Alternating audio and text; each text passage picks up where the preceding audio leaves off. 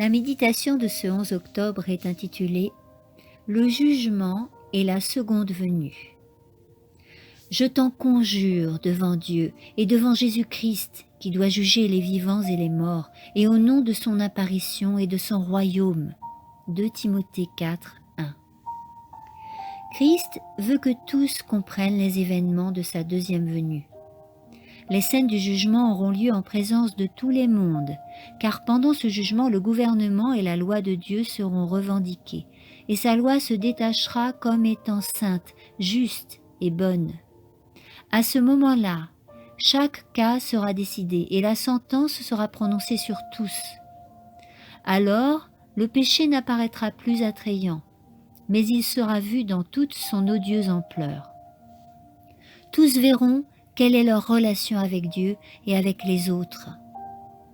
Aucun langage humain ne peut décrire les scènes de la seconde venue du Fils de l'homme sur les nuées des cieux.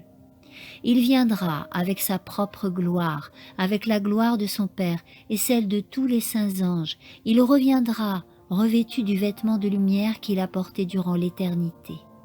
Les anges l'accompagneront, des milliers de millions l'escorteront. On entendra le son de la trompette appelant les morts à sortir de leur sépulcre. La voix de Christ traversera la tombe et pénétrera dans les oreilles des morts, et tous ceux qui sont dans les sépulcres en sortiront. Jean 5, 28-29. Toutes les nations seront rassemblées devant lui. Matthieu 25, 32. Celui qui mourut pour les hommes les jugera au dernier jour, parce que le Père a remis tout jugement au Fils. Il lui a donné le pouvoir de juger, parce qu'il est Fils de l'homme. Jean 5, 22, 27. Quel jour que celui ou ceux qui auront rejeté le Christ verront celui qui fut percé par leurs péchés. Lors de sa seconde venue, la conviction s'emparera de tous les cœurs.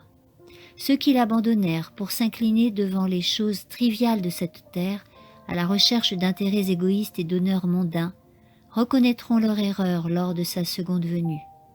C'est ce que Jean mentionne dans l'Apocalypse 1, 7. Toutes les tribus de la terre se lamenteront à cause de lui. Ces paroles s'appliquent non seulement aux hommes qui le percèrent lorsqu'il pendait de la croix du calvaire, mais à tous ceux qui aujourd'hui le percent par leur langage impie et leurs mauvaises actions.